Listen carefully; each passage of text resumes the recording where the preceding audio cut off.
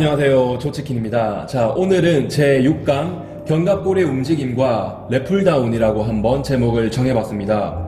6, 7, 8강에서는 등, 가슴, 하체 부위별로 초급자분들께서 꼭 필요로 하는 그리고 쉽게 접할 수 있는 운동들을 제가 소개해 드리려고 하는데요.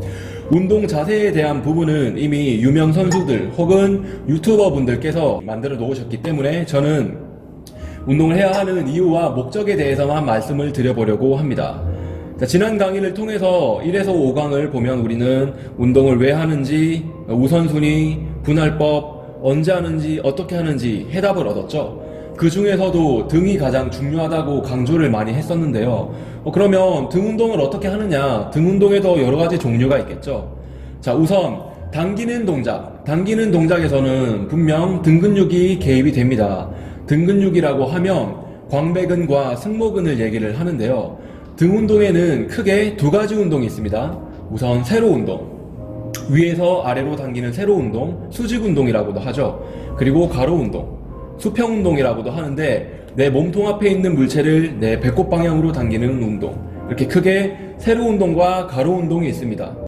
세로 운동에 해당하는 풀다운 동작에서는 광배근이 많이 사용될 것이고, 가로 운동에 해당하는 로우 동작에서는 승모근이 많이 사용될 것입니다. 일반적으로 세로 운동을 하시게 되면 등이 넓어지고, 가로 운동을 하시게 되면 등이 두터워진다고 알려져 있는데요. 우리는 지난 2강을 통해서 등 운동의 목적은 등을 넓게 만드는 것이었죠. 물론 풀다운 동작이나 로우 동작, 등 근육을 골고루 발달시켜 주겠지만 무엇보다 역삼각형 상체의 핵심은 세로 운동입니다. 풀다운 동작을 통해서 광배근을 많이 발달시켜야 상체가 많이 등이 넓어진다는 얘기인데요. 자, 그 이유는 바로 견갑골의 움직임 때문입니다. 우리가 등 운동을 할 때 팔이 아닌 등으로 당겨라, 등을 접어라 라는 표현을 많이 사용하는데, 자, 이 말 뜻은 견갑골의 움직임을 만들어내라 라는 말과 동일한 의미입니다. 가로 운동을 할 때 양쪽 견갑골이 내전, 외전을 통해서 등 가운데 두께감에 해당하는 부분이 많이 발달하게 되죠. 자, 반면에 세로 운동을 하시게 되면 양쪽 견갑골이 넓게 벌어지면서 바깥쪽이 발달하게 되는데, 자, 이 이유는 견갑골이 상방회전하기 때문입니다.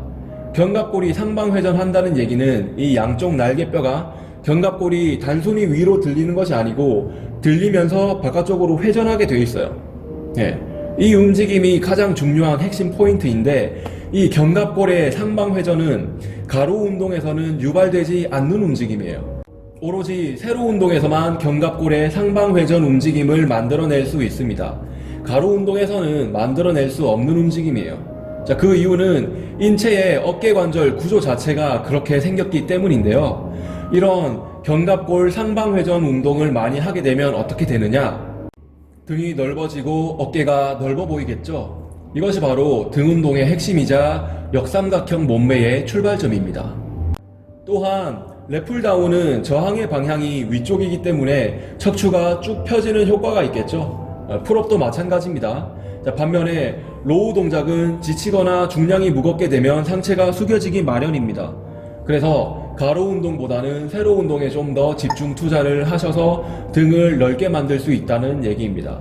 왜 등을 넓게 만드느냐? 그 이유는 지난 2강에서 말씀을 드렸었죠. 그러면 가로 운동은 언제 하느냐?